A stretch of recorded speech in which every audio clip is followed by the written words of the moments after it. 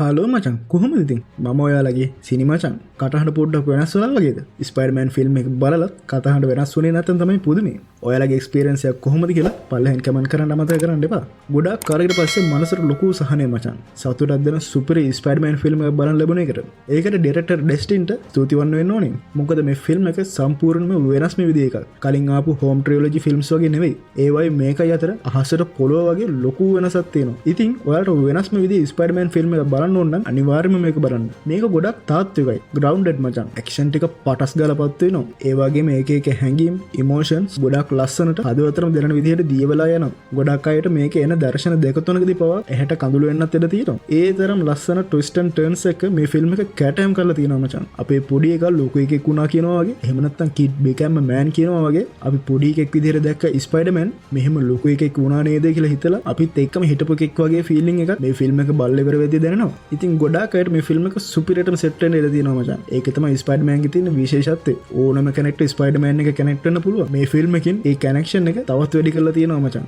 ඉතින් ඔයා ස්පයිඩර්මෑන් ගේ ෆෑන් කෙනෙක් නම් කිසිම හේතුවකට මේක මිස් කරගන්න එපා. හරි දැන් අපි මෙයින් රිවිව් එක ගැන බලුවා. මේ ෆිල්ම් එකේ තියෙන පොසිටිව් පැති ගැන කතා කරන්න ඕනේ. කොහෙන්ද පටන් ගන්නෙ? ගොඩක් දේවල් තියෙනවානේ. ඇක්ටර්ස් සහ එයාලගේ කැරක්ටර්ස් ගැන කතා කරන්න කලින් මම ඩිරෙක්ටර් ඩෙස්ටින් ඩැනියල් ගැන කතා කරලා ඉන්න ඕනේ. එයාගේ ඒ තියෙන දැක්ම විෂන් එක මේ මුළු ෆිල්ම් එකේම සම්පූර්ණ වෙනස්ම ලක්ෂණ දීලා තියෙනවා. මම මේ වගේ ලයින් එක කලින් දැක්කේ Amazon Spider-Man 1 එකේ. ඒකේ තිබ්බ වෙබ් සිංගින් එක සහ සිනමැටෝග්‍රැෆි එක වෙනස්ම වයිබ් එකක්. මේ ෆිල්ම් එකෙන් ඒක තවත් ඉම්ප්‍රූව් කරලා තියෙනවා මචං. සිනමැටෝග්‍රැෆි එක සුපිරියටම තියෙනවා. ඇක්ෂන් එක යන තාත්වික කතාව මේ සේරම එකතුල අපි කොමික් බුක් එක කියනවා වගේම හැඟීමක් ඇති කරනවා. කොමික් කියවන අය දන්නවා ඇති. ස්පයිඩර්මෑන් කියන්නේ ෆ්‍රෙන්ඩ්ලි නෙයිබර්හුඩ් සුපර්හීරෝ. පුංචි ප්‍රශ්න විසඳන එක තමයි එයාගේ ප්‍රධාන වැඩේ. එයා ටීනේජ් කොල්ලෙකුත් එක්ක. ඉතින් ඒ වගේ දේවල් මේ ෆිල්ම් එකේ තියෙනවා. කොමික් වල ඉන්න ස්පයිඩර්මෑන්ව හරියටම පැහැදිලිව මේක පෙන්නලා තියෙනවා. කොමික් කියවන එක වෙනයි. ලයිව් ඇක්ෂන් ෆිල්ම් එකක් බලන එක වෙනයි. ඒ කොමික් වල තියෙන දේවල් ලයිව් ඇක්ෂන් එකට ගනනලා හරියට නිවැරදිව කරන්න ලොකු ධෛර්යයක් ඕනේ මචං. ඒ ධෛර්යය ඩිරෙක්ටර්ට තිබිලා තියෙනවා. එයා ඒක හරිම ලස්සනට කරලා තියෙනවා. ඇත්තටම ඒකට රෙස්පෙක්ට් එකක් දෙන්න ඕනේ මචං. හැට්ස් ඔෆ්. ඒ වගේම ගොඩක් අය කියන දේ තමයි ප්‍රැක්ටිකල් සිංගින් ස්පයිඩර්මෑන්ට හරියන්නේ නැහැ කියලා. කලින් ෆිල්ම්ස් හදපු ජෝන් වොට්ස්පවර් ඩෙස්ටින්ට කියලා තිබුණලු ප්‍රැක්ටිකල් සිංගින් කරන්න යන්න බෑ කියලා. ඒත් ඩෙස්ටින් CGI වලට වඩා ප්‍රැක්ටිකල් සිංගින් කොච්චර හොඳට කරන්න පුළුවන්ද කියලා මේකෙන් පෙන්නලා දීලා දිනවා. Amazing Spider-Man එකේ තිබ්බ ඒ ස්ටයිල් එක මේකෙත් තියෙනවා. එයාගේ ඇස් දෙකෙන් දකින්න විදියට එහෙම නැත්නම් point of view එකෙන් වෙබ් ස්විමින් කරනවා පෙන්නද්දි ඇත්තටම අපිත් ස්පයිඩර්මෑන් ගේ පිටේ නැගලා යනවා වගේ වෙනම ෆීලිං එකක් එනවා. ආයෙත් පාරක් කියන්න පුළුවන් නම් ලොකු ස්ක්‍රීන් එකකින් බලන්න try එකක් දෙන්න. දැන් අපි ස්පොයිල් කරන්න තෝ කතා පැත්තට හැරුණොත් මචං No Way Home අවසානයේදී ස්පයිඩර්මෑන් කියන්නේ පීටර් පාකර් කියන එක මුළු ලෝකයටම එයාගේ ළඟම ඉන්න යාළුවන්ට පවා අමතක වුණානේ. දැන් පීටර් පාකර් ගෙවන්නේ හොඳකලා ජීවිතය. ඒ සිදුවීමෙන් අවුරුදු 4කට පස්සේ තමයි මේ කතාව පටන් ගන්නෙ. පීටර්ට නෑදෑයෝ යාළුවෝ කියලා කවුරුත්ම නැහැ. එයාගේ මුළු අවධානයම තියෙන්නේ ස්පයිඩර්මෑන් විදිහට වැඩ කරන එක විතරයි. ඒ නිසා එයාගේ ඇතුලෙන් වෙනස්ම පරිණාමයක් ඉවොලූෂන් එකක් සිද්ධ වෙනවා. එයාගේ ඇතුලේ තියෙන ස්පයිඩර්මෑන් DNA එක හිමින් හිමින් එයාව පාලනය කරන්න ගන්නවා. දැන් එයා DNA බලපෑම පාලනය කරගන්න හදන අතරතුරදී අලුත් විලන් කෙනෙක් එනවා මචං. ටෙලිපැති බලෙන් අනිත් පාලනය කරන්න පුළුවන් මේ විලන්ගේ උත්සාහය මොකද්ද?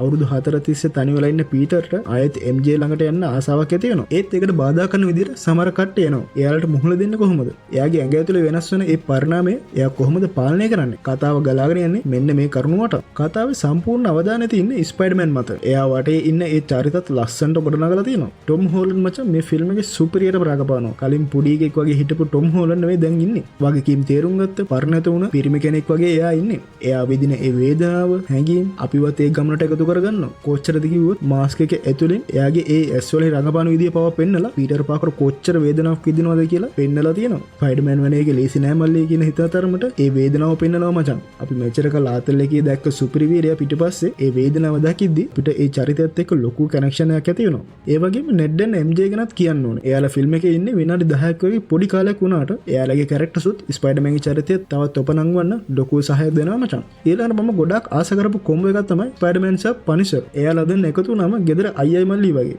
දෙන්න රණ්ඩු වෙනවා ඉවරයක් නෑ. ඒත් එක එකට කරදරයක් වුණාම අනික උදව්වට එනවා. එයාලගේ කෙමිස්ට්‍රි එක බලන්න වෙනම ලෙවල් එකක් මචං. එයාලා දෙන්න විතරක් ඉන්න ෆිල්ම් එකක් ආවත් පැය 3ක් වුණත් බලන්න පුළුවන්. හල්ක් පව එක තැනකදී ස්පයිඩර්මෑන්ට ලොකු පුෂ් එකක් දෙනවා. ඊට පස්සේ එන සේඩි සින්ග්ස්. එයාගේ ඇක්ටින් එකත් උඩින්ම තියෙනවා මචං. සෙකන්ඩ් හාෆ් එකේදී ටොම් හොලන්ඩ් සහ සේඩි සින්ග් තාරකට රඟපානවා වගේ. බෲස් බර්නර් එහෙම නැත්නම් හල්ක් ඉදිරියට ආපු මාක් රෆලොත් පොඩි වෙලාවකට තමයි එන්නේ. ඒත් එයාත් එයාගේ කැරක්ටර් එක සුපිරියටම කරලා තියෙනවා. ෆිල්ම් එකේ 60ක් තියෙන ඉමෝෂන්ස් 40 තියෙන ඇක්ෂන් විතරක්ම ඔයා බලන්න આવොත් සමහර විට ඔයාට මදි වගේ හිතෙයි. ඒත් තියෙන ඇක්ෂන් ටික උපරිමයි. ජැකි චෑන්ගේ ස්ටන්ට් ටීම් එක තමයි ඇක්ෂන් කරලා තියෙන්නේ. ඉතින් ඇක්ෂන් ගැන කියන්න ඕනේ නැහැ නේද? පටන් ගද්දි මෑන ටැන්ක් චේස් එක සහ හල්ක් සහ ස්පයිඩර්මෑන් අතර වන ෆයිට් එක, අන්තිමට හෑන් සහ ස්පයිඩර්මෑන් අතර වන ෆයිට් එක. මේක ජෙට් ලීගේ පරණ ෆිල්ම් එකක් බලනවා වගේ. හැම ඇක්ෂන් සීන් එකක් ඇතුළම වෙනම පොඩි කතාවක් ගලන් යනවා මචං. ඒක බලද්දි මාරම ලස්සනයි. සිනමැටෝග්‍රැෆි and මියුසික් එක টොප් නෝච් මචං. කලින් ෆිල්ම්ස් වල තිබ්බ ඒ ෆ්ලැට් කලර් ටෝන් එක වෙනුවට මේකේ හොඳ ඩෙප්ත් එකක් දීලා තියෙනවා. ඉතින් ෆිල්ම් එකේ නෙගටිව් පොයින්ට්ස් පොඩ්ඩක් තියෙනවා මචං. පළවෙනි එක තමයි CGI ගැටලුව එක. සමහර තැන්වල CGI ඉතාම ඉහළ මට්ටමක තිබ්බට සමහර තැන්වල පොඩ්ඩක් අඩුපාඩු හොඳටම පේනවා. ස්පයිඩර්මෑන් සූට් එක නැතුව වෙබ් ස්විමින් කරද්දී සමහර තැන්වල පිටපස්සේ තියෙන ග්‍රීන් ස්ක්‍රීන් එක හොඳටම පේනවා. ලයිට්නින් ප්‍රශ්නත් තියෙනවා. මේවන ලොකු අඩුපාඩු කියලා කියන්න බෑ. ඒත් තව පොඩ්ඩක් පොලිෂ් කරන්න තිබ්බා කියලා හිතනවා. දෙවෙනි එක මචං රන් ටයිම් එක. ෆිල්ම් එක පැය 2කමාරක් විතර යනවා. ඉමෝෂන් සීන්ස් වැඩි වෙලාවක් තියාගන්න හොඳයි තමයි. ඒත් ගොඩාක් වැඩි වුණොත් මොකද වෙන්නේ කියලා දන්නවනේ. සමහර සීන් විනාඩි 2-3ක් විතර කට් කරලා එකතු කරලා තිබ්බනම් මේ ෆිල්ම් එක තවත් සුපිරියර්ම තියෙන්න තිබ්බා. පොඩ්ඩක් ලාවට ඇදෙන ගතියක් තියෙනවා සමහර තැන්වල මචං.